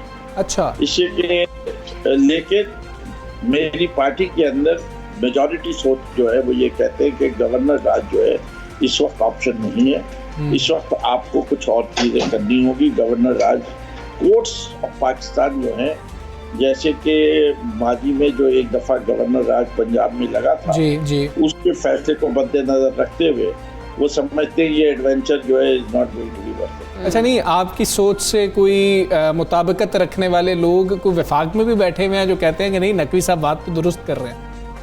देखिए बात ये नहीं है, ये नहीं कोई कहता कि गलत है, वो कहते हैं सस्टेनेबल नहीं है। ठीक है, ठीक है, there is a difference between the two. बिल्कुल ठीक है। फिरदौस शमीम नकवी साहब बहुत शुक्रिया आपका। सबसे पाकिस्तान से आप बात थे और उनकी गुफ्तगू आपने मुलाहिजा की। वो कह रहे हैं कि आसान चैलेंज तो कभी लिया ही नहीं है हमारे कप्तान ने हमेशा से मुश्किल ही टास्क, बिल्कुल मुश्किल टास्क लिए हैं और जिस तरह से उन्होंने सारी बातें बताई। खैर अब सूरत हाल सिंध की जाने बढ़ गई है और सिंध में जो है सियासी तौर पर अब गर्मा गर्मी हलचल जो है वो देखने में आएगी। और अब सिंध हुकूमत इस हवाले से पीपल्स पार्टी जो है वो किस तरह से रेजिस्ट कर रही होगी ये भी देखने वाला होगा। लेकिन हम उम्मीद करते हैं कि हालात कम अज़ कम वो साजगार रहेंगे। वो अच्छा, जिस तरह से कहा जा रहा है कि वज़ीर-ए-आज़म इमरान खान अब दौरे भी करेंगे अगस्त से, तो वो सूरत हाल कुछ थोड़ी गर्मा गर्मी वहाँ देखने में मिलेगी और पीपल्स पार्टी भी अब हलचल करेगी अपनी चीज़ों को बचाने के लिए। हाँ नहीं मतलब क्या वो देखिए जिस तरह से ये तो क्लियर हो गया ना, एक मामला तो गवर्नर राज का ही है जिसके ऊपर सिंध गवर्नमेंट हमेशा बात कर रही होती है, लेकिन वो फिरदौस नकवी साहब कह रहे हैं कि अभी तक कोई ऐसी बात नहीं है और पार्टी यही कह रही है कि ये सस्टेनेबल चीज़ नहीं है, तो उस बारे में अभी नहीं सोचा जा रहा है। खैर डाउन्स ने बच्चों की ज़हनी सेहत को शदीद नुकसान पहुंचाया, जहाँ पे कुछ हमने देखे फ़ायदे भी इसमें हुए, लॉकडाउन में लोगों ने कुछ अच्छी एक्टिविटीज़ भी की, लेकिन कुछ जो तहकीक में अब जिस तरह आया नुकसान बहुत ज़्यादा हुए हैं।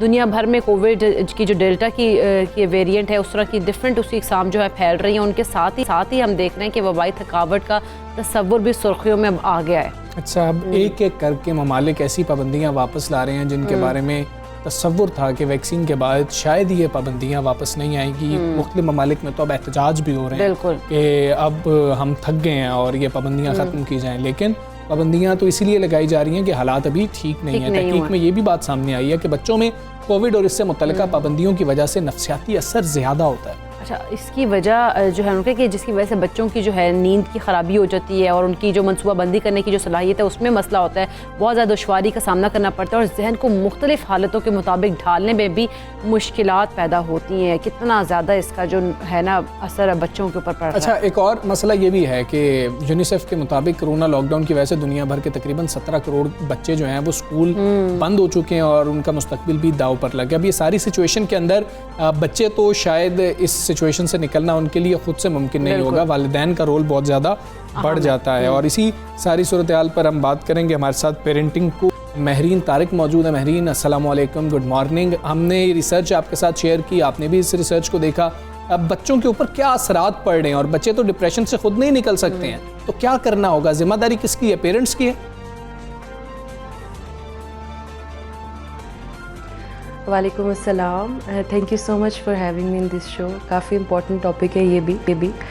और सबसे पहले जैसे आपने बात की कि जो रिसर्च के बारे में हमने रीड किया वो एक बहुत ही डिटेल और इंटेंसिव रिसर्च थी, जिसके अंदर डिफरेंट स्कूल ऑफ थॉट्स ने, डिफरेंट साइकोलॉजिस्ट ने अपनी राय दी हुई थी कि किस तरह से बच्चे इस कोविड पेंडेमिक की वजह से स्ट्रेस और एंग्जाइटी से गुजर रहे हैं। और ना सिर्फ बच्चे गुजर रहे हैं बल्कि उनके पेरेंट्स भी इस चीज़ को फील कर रहे हैं। तो यकीनन समझ लें आप 12 से अंडर एज के बच्चे तो ख़ुद से नहीं इस चीज़ से निकल सकते। बहुत ही रेयर है कि वो बच्चे खुद से हेल्प कर सकें, लेकिन जैसे कि रिसर्च में भी बताया गया है कि 12 साल से जो ऊपर एज के बच्चे हैं माशाल्लाह से वो खुद रिसर्च कर रहे हैं अपने गैजेट्स के ऊपर और वो देख रहे हैं कि किस तरह से हम इस चीज़ से निकल सकते हैं और वो काफ़ी अपने ऊपर मेहनत कर रहे हैं।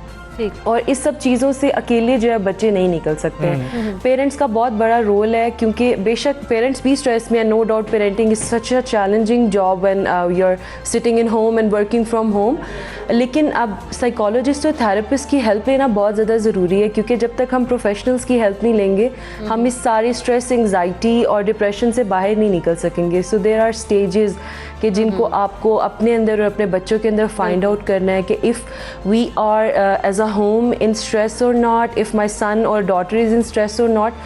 तो यहाँ पर मैं ये शेयर करना चाहूँगी कि जैसे कि रिसर्च में भी हमने देखा कि बहुत ज़्यादा स्क्रीन और गैजेट्स यानी जो एयर पोल्यूशन, जो लाइट पोल्यूशन क्रिएट हो गई हुई है वो बच्चों को और इवन एडल्ट्स को बहुत ज़्यादा इस डिप्रेशन की तरफ धकेल रही है। तो हमें बहुत ज़रूरत है अपनी नेचुरल वेज की तरफ जाने की, जैसे कि सबसे पहली चीज़ कि we have to make a routine.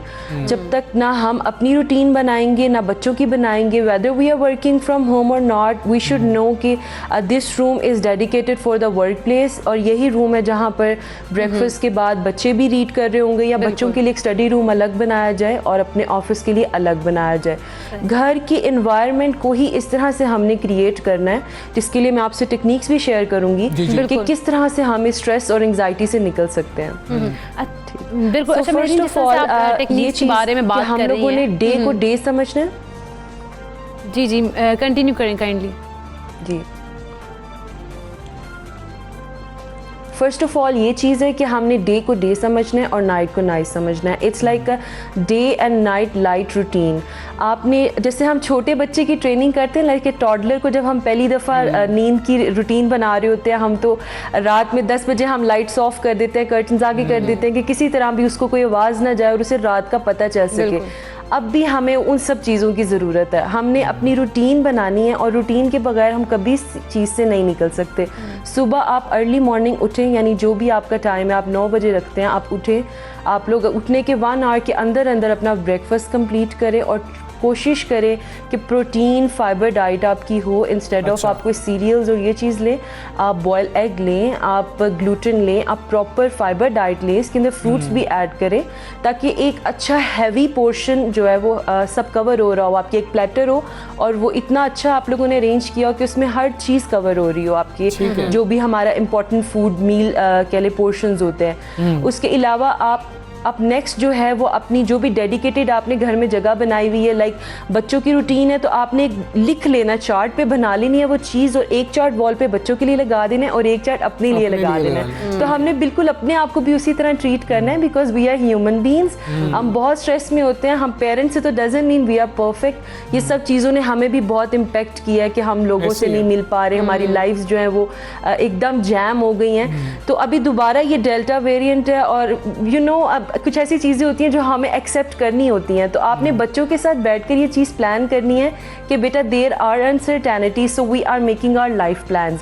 आपने प्लान ए बनाना है in case of like normal जो लॉकडाउन की सिचुएशन पहले भी लग गई थी, आपने उसमें बनाना है if we are staying at home totally, तो ये हमारी रूटीन होगी, हमने इस तरह उठना है, इस तरह हमने अपने काम वाले रूम में जाना है, फिर हम इतना प्ले टाइम लेंगे, फिर हमारा लंच टाइम इकट्ठे होगा, फिर हमारा बाथ टाइम होगा, जो भी आपके घर के हिसाब से आपको रूटीन सूट करती है। And then your sleep time, बेहतरी लाने के लिए पहले पेरेंट्स को अपने अंदर बेहतरी लानी होगी और सीखना होगा कि इस सूरत हाल में जिसमें वो खुद डिप्रेशन का कहीं ना कहीं शिकार है, बच्चों को किस तरह उस सूरत हाल से बचाना है। आपने हमें टेक्निक्स बताई मेरीन, बहुत शुक्रिया आपका। पाकिस्तान का आप हिस्सा बनी और हम यहाँ पर ब्रेक लेते हैं, ब्रेक के बाद वापस आए। Stay with us.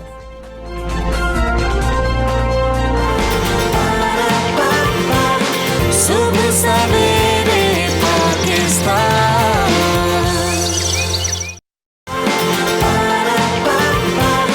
सुबह सवेरे पाकिस्तान।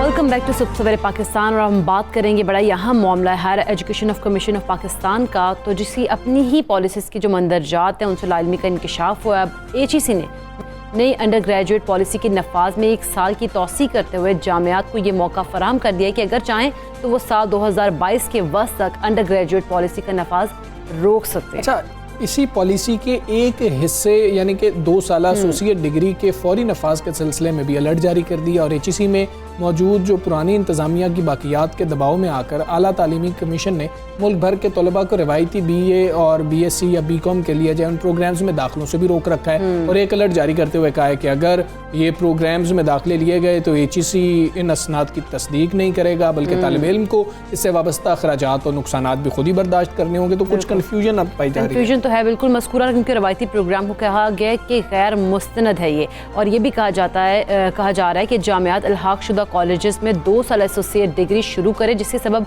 मुल्क भर के लाखों तलबा कॉलेजेस की इंतज़ामिया और उन्हें इल्हाक देने वाली जामियात के दरमियान शदीद इब्हाम व बेचैनी पाई जाती है। अच्छा, HEC ने मतलब कि दूसरी जानिब अपने कमीशन अरकान का एक इजलास अब 28 जुलाई को भी तलब कर रखा है और अब ये इम्कान भी ज़ाहिर किया जा रहा है कि इस पॉलिसी के इब्हाम के हवाले से भी इस इजलास में बात की जाएगी। वाकई कोई इब्हाम मौजूद है, पॉलिसीज़ किस तरह से बन रही होती हैं, इसमें क्लैरिटी क्यों नहीं है, ये कोई कोताही है या फिर समझने में गलती हो रही है, ये हम बात करेंगे। हमारे साथ साबिक chairman professor doctor Mukhtar Ahmed साहब मौजूद हैं। प्रोफेसर साहब अस्सलाम वालेकुम, गुड मॉर्निंग सर। सर, क्या मामला है कि कोई कन्फ्यूजन मौजूद है? HEC ने नई अंडर ग्रेजुएट पॉलिसी के नफाज में 1 साल की तौसी तो कर दी और जामियात को ये मौका भी फराहम कर दिया कि अगर चाहें तो वो 2022 के वक्त तक अंडर ग्रेजुएट पॉलिसी का नफाज रोक सकती हैं। ताम जो दूसरा हिस्सा है 2 साल एसोसिएट डिग्री, उसके फौरी नफाज के सिलसिले में भी अलर्ट जारी कर दिया है। ये सर क्या कन्फ्यूजन है? आपको भी कुछ कन्फ्यूजन है या आपके लिए क्लियर है सब कुछ? बिस्मिल्लाहिर्रहमानिर्रहीम, मुझे बहुत क्लियर है। अच्छा। क्योंकि जब ये पॉलिसी बनी थी 2005 में तो उस वक्त मैं HEC में मेंबर था और I know I've detail. जो कन्फ्यूजन है वो HEC की जो इस वक्त पॉलिसी की इम्प्लीमेंटेशन में स्ट्रेटजी अडॉप्ट की जा रही है ना, तो उसको उन्होंने सही क्लियर नहीं किया है इसको। इसी तरह यूनिवर्सिटी भी जो है ना, क्योंकि अब माशाल्लाह यूनिवर्सिटी इतनी बन गई है और वाइस चांसलर साहिबान भी, हर बंदा वाइस चांसलर बनना चाहता है ना, तो अच्छी बात है, कोशिश करनी चाहिए, लेकिन उनको भी इन डेप्थ कोई लोगों को पता नहीं है कि ये चीज़ है क्या। मैं थोड़ा सा अगर टाइम देंगे मैं आपको जो एसोसिएट डिग्री और ग्रेजुएट प्रोग्राम और ये दूसरा जो इनको आपस में कंफ्यूज किया गया, ये ऐसा नहीं है। हेलो, आवाज़ आ रही है? जी। हाँ जी। असल में ये 2005 में जब पॉलिसी हुई थी कि हमने गवर्नमेंट ने और HEC ने और यूनिवर्सिटी ने मिल के, जिसमें 4 सूबों की नुमाइंदगी भी थी, कमीशन में एक फ़ैसला किया कि हम इंटरनेशनल लेवल पे 4 साल अंडर ग्रेजुएट प्रोग्राम पे शिफ्ट होंगे और विल गो फेज मैनर। सबसे पहले जो यूनिवर्सिटी हैं वो अपने आप को चेंज करेंगी, क्योंकि इसमें खाली एक नोटिफिकेशन नहीं है, इसमें खाली डिग्री का नाम चेंज करना नहीं है, इसके लिए एक ह्यूज होमवर्क था जिसमें करिकुलम बनाना, उसके लिए लैब्स की अरेंजमेंट करना, उसके लिए टीचर की ट्रेनिंग करना और उनके लिए किस तरह पढ़ाया जाएगा, असेस कैसे किया जाएगा, एक लंबा प्रोसेस था। तो सबसे पहले ये इम्प्लीमेंट हो गया यूनिवर्सिटीज़ के अंदर।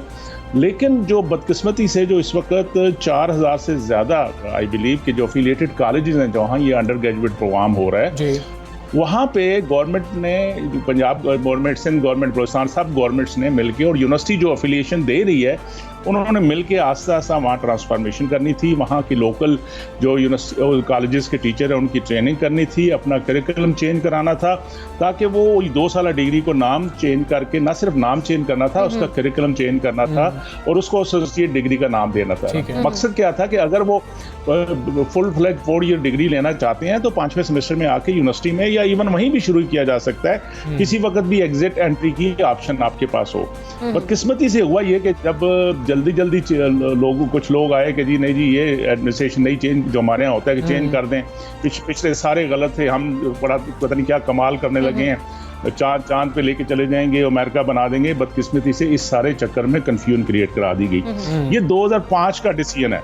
इसमें अभी भी 1 साल क्या 10 साल नहीं हो सकता जब तक कोऑर्डिनेटेड एफर्ट नहीं होगी, क्योंकि इसमें करना ये है कि यूनिवर्सिटी ने सिर्फ आपको, कई यूनिवर्सिटियों ने एचईसी की डर की वजह से, क्योंकि फंडिंग वहाँ से आती है, वो क्वालिटी एश्योरेंस की जिम्मेदारी है, उन्होंने कहा नाम चेंज करो, उन्होंने सिंपल अपने 2 साल प्रोग्राम को एसोसिएट डिग्री का नाम दे दिया, जो बहुत बड़ा जुल्म भी है और एकेडमिक करप्शन तो नहीं मैं कहना चाहिए, एकेडमिक डिसऑनेस्टी है बेसिकली। लेकिन 2 साल जो एनुअल सिस्टम में बच्चे पढ़ेंगे, इवन सेमेस्टर सिस्टम में पढ़ेंगे, वो 5वें सेमेस्टर में यूनिवर्सिटी में कैसे उन बच्चियों के साथ पढ़ सकेंगे जिन्होंने 4 सेमेस्टर में टोटली डिफरेंट करिकुलम पढ़ा होगा। होना ये है कि यूनिवर्सिटीज जो एफिलिएशन दे रही हैं और जो कॉलेजेस जो एफिलिएशन ले रहे हैं और जिस गवर्नमेंट के अंडर हैं, मतलब पंजाब में है, सिंध में है, बलूचिस्तान में, आज़ाद कश्मीर, कहीं भी, उन्होंने मिल के उस कॉलेज की क्वालिटी को अपग्रेड करना है, उनकी फैकल्टी को ट्रेन करना है, नई पीएचडी फैकल्टी लानी है, अपने जो लैब के लिए इक्विपमेंट नया है वो लाना है, कोर्सेज को चेंज करना है, उन कोर्सेज को उनको सिखाना है कि आपने अब ये पढ़ाना है, फिर उसका नाम एसोसिएट डिग्री हो सकता है। बदकिस्मती से हर बंदा हमारा ये होता है फटाफट वो किसी ने कहा कान काट के ले गया, सारे भागना शुरू कर देते हैं कुत्ते के पीछे। प्लीज देखें कि ये आप अपने फ्यूचर को स्टेक पे लगा रहे हैं। इसमें एचईसी भी जिम्मेदार है, इसमें जो उस वक्त डिसीजन मेकिंग उन्होंने किया उनको भी जिम्मेदार है। कमीशन ऑनरेबल मेंबर जो आते हैं वो 4 साल के लिए आते हैं, कुछ एकेडमिक से होते हैं, कुछ नॉन एकेडमिक से होते हैं। जो उनको वहाँ आप सुनाओगे उन बेचारों को तो वो समझ आएगी ना, तो वो जबकि इसके पीछे हिस्ट्री है। ये बताइएगा इसमें ज्यादा कठिन मरहला क्या है? करिकुलम नहीं तैयार हो रहा है या फिर अभी बुनियाद ही नहीं रखी जा रही है? मसला कहाँ पर आ रहा है? करिकुलम अगर टाइम नहीं है असातिज़ा के पास तैयार करने का तो 1.5 साल बड़ा बेहतरीन टाइम था, बिल्कुल फ्री थे, तैयार हो सकता था सर। नहीं, करिकुलम बिल्कुल है, वो 2-4 साल जो यूनिवर्सिटी में डिग्री प्रोग्राम ऑफर हो रहे हैं वो कंप्लीट इम्प्लीमेंट करना है, वही करना है, बेसिकली वही करना है। लेकिन उस करिकुलम को डिलीवर करने के लिए आपको एफिलिएटेड कॉलेजेस में लोगों को तैयार करना है, उनको एडवांस लैब्स देनी है, उनको नए करिकुलम के मुताबिक ढालना है कि वो करिकुलम ऑफर कर सकें। वो जो पुराना सिस्टम है उन्होंने डटा लगाया हुआ है कि वो आंखें बंद करके जाके क्लास में लेक्चर दिखाते हैं क्योंकि 20 साल से वही पढ़ा रहे हैं, तो उससे निकलना है और फिर उन बच्चों को ये ऑप्शन होगी। इसमें जो गलत है ना जी, लोगों को नुकसान हो रहा है, लोगों को नुकसान होगा अगर आप इस तरह इम्प्लीमेंट करेंगे जिस तरह अभी कर रहे हैं। इसको जब तक सिस्टम अप्रोच के जरिए एक दूसरे के साथ कोऑर्डिनेट करके इंश्योर नहीं कराएंगे कि वो जो क्वालिटी है, वो जो स्टैंडर्ड है वो मीट कर रहा है, ये आगे हमारी क्वालिटी एजुकेशन स्टेक पे है, ये और सत्यानाश मार देगी। ठीक है। अच्छा सर, ये जिस तरह से हम देख रहे हैं कि एचईसी की जो कंसिस्टेंट पॉलिसीज़ नहीं है, इसकी वजह से स्टूडेंट्स को कितना ज़्यादा नुकसान हो रहा है और आला तालीम का मुल्क में कितना हर्ज हो रहा है? देखें, पॉलिसीज़ तो पुरानी चल रही हैं, कोई नई ऐसी पॉलिसी नहीं आई। सिर्फ ये होता है ना कि आप नई दुकान के ऊपर थोड़ी सी गार्निशिंग करके अपनी मशहूरी के लिए वो कर देते हैं, हमने पॉलिसी इंप्लीमेंट की। मैं फिर कह रहा हूँ ये पॉलिसी 2005 की बनी हुई है, लेकिन इस पॉलिसी को समझ के इम्प्लीमेंट कराना जरूरी था एचईसी की नई एडमिनिस्ट्रेशन के लिए और एचईसी के लिए और यूनिवर्सिटी के जो वाइस चांसलर साहबान या उनकी एकेडमिक काउंसिल है उनका सबको। लेकिन ये है ना कि वो जल्दबाजी में तस्वीर, आजकल हमें शौक तस्वीरें खिंचाने और अखबारों में खबरें छपाने का है कि जी मैंने नई पॉलिसी ले आया हूँ, मैंने ये कर दिया, मैंने बिल्कुल चेंज कर दिया, मैंने पाकिस्तान को कहाँ से कहाँ बना देना यूनिवर्सिटीज़ को। ऐसा नहीं है भाई, ये चीज़ें बनती हैं। इनके ऊपर बिल्डिंग का ब्लॉक के कॉन्सेप्ट के ऊपर आप सिस्टम अप्रोच के साथ जाएं तब इसका को भला होगा, वरना उल्टा नुकसान कर देगी ये जो पॉलिसी अभी इम्प्लीमेंट कर रहे हैं। इस तरह हमारी एजुकेशन सिस्टम का बहुत बड़ा नुकसान हो जाएगा, आपकी बुनियाद ही हिल जाएगी। जो 2 साल बच्चे जो सिर्फ डिग्री का नाम चेंज करके यूनिवर्सिटी ने एफिलिएटेड कॉलेज में अप्लाई कर दिया है, वो जब आएंगे 5वें सेमेस्टर में बिल्कुल नहीं चल सकते, तो उन्होंने कोर्सेज ही कोई और पढ़े हुए हैं। जो 4 साल प्रोग्राम है उसका करिकुलम ही टोटली डिफरेंट है, उसकी अप्रोच ही डिफरेंट है, उसकी आउटकम ही डिफरेंट है, तो उसके मुताबिक ढालना चाहिए भाई। एकेडमिक डिस्कशन करें, ये किन चक्रों में पड़ गए हैं सारे। सर अभी हम इधर ही फंसे हुए हैं, हम तो बात करते हैं कि हमने रिसर्च के मैदान में दुनिया से कम्पीट करना है, और हम अभी इन्हीं बातों में फंसे हुए हैं। हमें समझ ही नहीं लग रही 2005 में क्या तय पाया था, क्या होना था। सबसे पहले मेरा ख्याल है हमारी कौम को दुनिया से कम्पीट करना चाहिए कि इस ऑर्गेनाइजेशन कैसे बनती हैं, सिस्टम अप्रोच कैसे होती है, काम कैसे करना है एक दिल्ली से। यहाँ तो सिर्फ डंग टपाऊ काम के चक्कर में हम बहुत कुछ नुकसान कर जाते हैं। ठीक है डॉक्टर साहब, बहुत शुक्रिया आपका। सब सवेरे पाकिस्तान से आप बात कर रहे थे, और पॉलिसी को वो कह रहे हैं कि समझा ही नहीं गया, और बस अपने तरीके से कोशिश की जा रही है कि इम्प्लीमेंट किया जाए। उनको मजीद 10 साल भी अगर ऐसे ही हुआ तो ये इम्प्लीमेंटेशन होती भी नजर नहीं आ रही है। ठीक है, कुछ मौसम की बात करते हैं हम। मौसम अच्छा वैसे, हाँ मौसम आज अच्छा था, और आज बारिश का इम्कान भी जाहिर किया जा रहा है। मानसून बारिशों का तीसरा स्पेल मुल्क में दाखिल होने को तैयार है, और आइंदा हफ्ते से बारिशों का नया सिलसिला शुरू होने का इम्कान है। मुझे तो लग रहा है कि आज बारिश होगी। अच्छा, वैसे मुझे भी लग रहा है, लेकिन कई जगह पे हो भी रही है, कई जगहों पे हो भी रही होगी, लेकिन अभी जब हम आ रहे थे तो यहाँ पर ऑफिस के बारे में जो मैं तुम्हें बता रही थी कि मौसम मुझे अच्छा लग रहा है, लेकिन अभी बारिश, हाँ साथ ही हब्स कह दिया इकरा ने, हब्स है, मौसम बहुत अच्छा, साथ ही लेकिन हब्स थोड़ा बहुत तो था, लेकिन मौसम वैसे अच्छा बारिश वाला लग रहा था। लेकिन अब माहिरीन मौसमियात ने आइंदा पूरे हफ्ते के दौरान बारिशें होने का इम्कान जाहिर किया। बताया ये गया है कि अब तक होने वाली मानसून जो बारिशें उनकी वजह से मुल्क में जो पानी की बड़ी किल्लत जो थी, पहले कहा जा रहा था बहुत ज़्यादा किल्लत है, अब वो भी ख़त्म हो गई है उनका कि इस स्पेल की वजह से। और जो है डैमों में पानी जो है वो भी भरता चला जा रहा है। खैर कुछ बात कर लेते हैं चौकों छक्कों की। बिल्कुल ऐसी है, क्योंकि क्रिकेट लवर्स जो है ना वो बहुत ज़्यादा हमारी तरफ से आज मैच होना था, लेकिन वो तो कैंसिल हो रहा है, कल होगा, क्योंकि अब तो एक मैच कैंसिल हो गया, अब 4 मैचेस होंगे। खैर अब के सारे ही बहुत ज़्यादा बेताब हैं कि कैसे से पाकिस्तानी क्रिकेटर्स जो है वो चौके छक्के लगाएंगे, इंग्लैंड की तरह नहीं। काश भी लगा दिया। हाँ काश, वेस्ट इंडीज़ में शायद बिल्कुल है।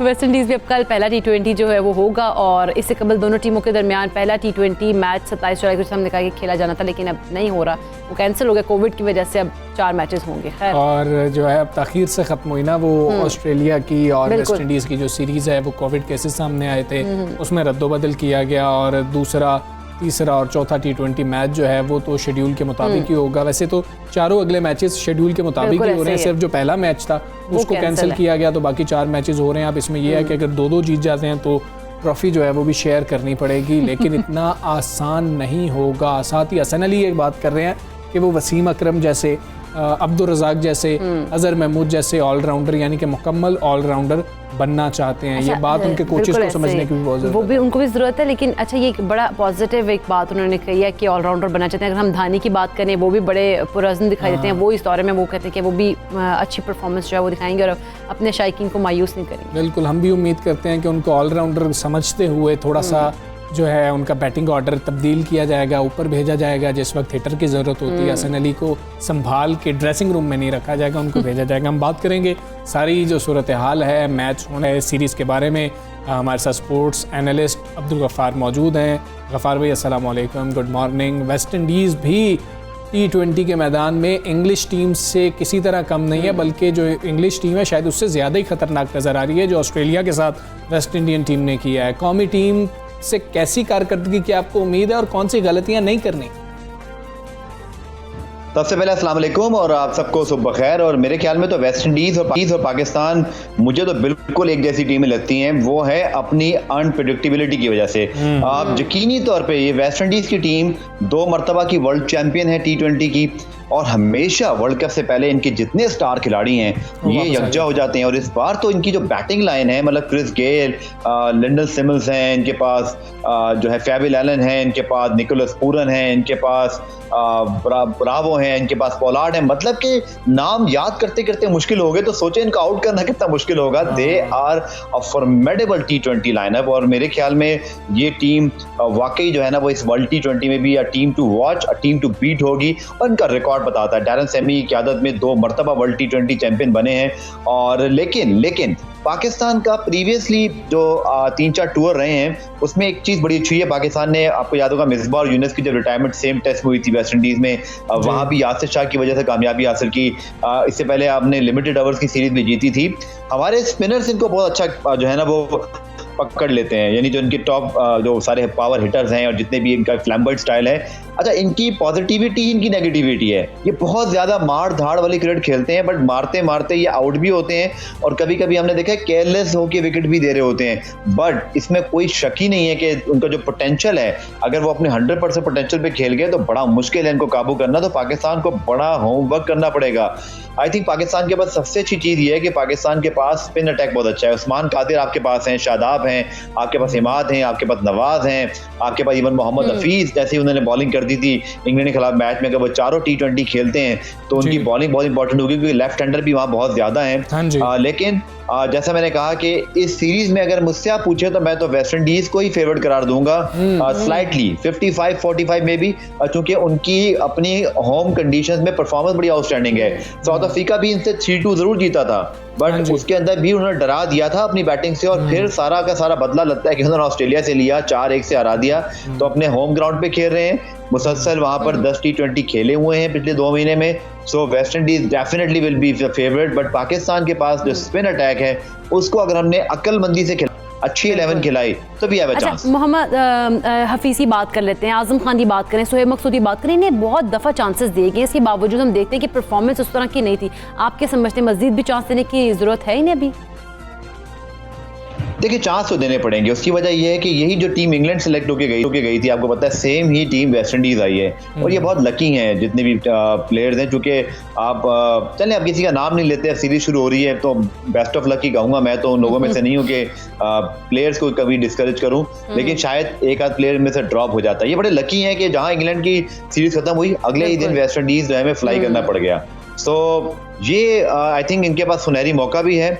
और अगर हम देखें इस सारी सूरत हाल को तो मुझे लगता है कि आजम खान, हफीज, सोहेब मकसूद, फ़खर जमान, ये सब अंडर प्रेशर हैं थोड़ा परफॉर्म करने के लिए। बट एक तजवीज़ जो मैं बार बार कह रहा हूँ वो बहुत इंपॉर्टेंट है, मैंने कल अपने यूट्यूब चैनल पे भी कही थी कि आपको थोड़ा सा यहाँ पे ओपन माइंडेड होना पड़ेगा। देखिए वर्ल्ड कप से पहले आपके पास ये 5 मैचेस हैं, 4 मैचेस हैं, 5 न्यूजीलैंड वाले गालबन हो गए, अभी 3 है, 2 ऑफिशियल कंफर्मेशन हो जाएगी और फिर 2 इंग्लैंड वाले।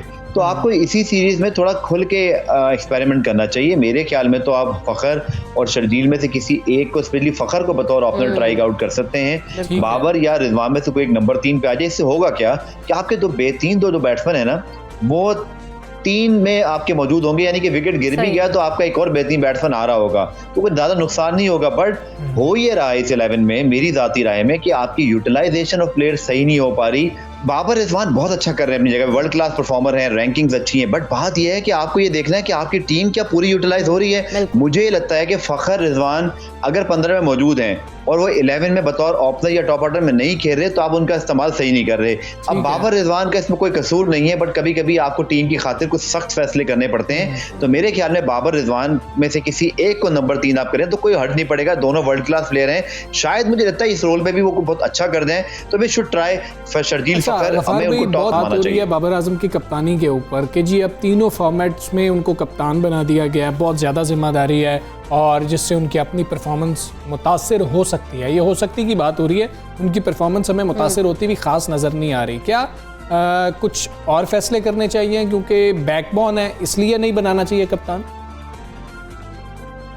बिल्कुल, बहुत अच्छा सवाल है आपका, क्यों नहीं होगी। देखें एक शख्स जिसकी गंदों पे आपने पहले उनके ऊपर परफॉर्मेंस का प्रेशर है, फिर उनके पास वर्ल्ड नंबर 1 प्लेयर बनने का प्रेशर है, दुनिया के फैबुलस 4 में वो आते हैं, और अभी इनका एक्सपीरियंस ही क्या है। विराट कोहली बहुत ज़्यादा अरसे बाद धोनी के अंडर वो ग्रूम हुए करते करते अब उनके पास रोहित शर्मा जैसा प्लेयर है। बड़ी अच्छी बात है कि जाने रिजवान हैं इस वक्त बाबर के साथ जो उनका बोझ बांट रहे, बट मेरे अपने ख्याल में 3 साल में 3 वर्ल्ड कप है जनाब। 2021 में वर्ल्ड T20, 2022 में फिर ऑस्ट्रेलिया वर्ल्ड T20 और 2023 में फिर इंडिया में है वर्ल्ड कप मेंस। तो 3 साल के अंदर 3 वर्ल्ड कप, पूरी दुनिया की बैटिंग की एक्सपेक्टेशंस आपके साथ हैं, अपनी टीम का बोझ आपने अलग उठाया हुआ है, तो रिजवान को कम से कम मैं समझता हूँ कि टेस्ट टीम का आप कैप्टन अपॉइंट करके बाबर को थोड़ा सा रिलीव करें। मैं समझ सकता हूँ कि पाकिस्तान में कोई भी कैप्टनसी छोड़ना नहीं चाहता, बट इवेंचुअली इसका नुकसान हो सकता है पाकिस्तान क्रिकेट को। मेरा ये ज़ाती ख्याल है कि रिजवान बतौर टेस्ट कैप्टन एक बड़ी आइडियल चॉइस हो सकते हैं। आप बाबर आजम को सिर्फ लिमिटेड ओवर्स तक रहने दीजिए, क्योंकि 3 साल में 3 वर्ल्ड कप है। ऐसा ना हो कि हम दोनों तरफ ही जो है वो बाद में पछता रहे हों। हम T20 वर्ल्ड कप की भी बात कर लेते हैं ना कि ग्रीन शर्ट्स की कामयाबी के कितने चांसेस अब वहाँ पर देख रहे हैं। और अगर बात करें शुएब अख्तर की, उन्होंने तो फाइनल में पाकिस्तान और भारत को कहा कि जी आमने सामने होंगे, इन्होंने पेश गोई की और उन्होंने ये भी कह दिया कि पाकिस्तान जीत भी जाएगा। शुएब अख्तर ने जनाब बड़े खिलाड़ी हैं और कुछ भी कह सकते हैं, कभी कहते हैं पाकिस्तान टीम को देखने कोई नहीं जाएगा, फिर कहते हैं वर्ल्ड T20 का फाइनल पाकिस्तान इंडिया खेल रहे होंगे। तो मुझे लगता है कि वो इंडियन टीवी में मौजूद थे तो वहाँ उन्होंने उस लिहाज से बात कर दी, वरना अपने यूट्यूब चैनल पे तो पाकिस्तान को बिल्कुल रेट नहीं करते। लेकिन मेरे ख्याल में वर्ल्ड T20 में बिल्कुल पाकिस्तान का चांस है।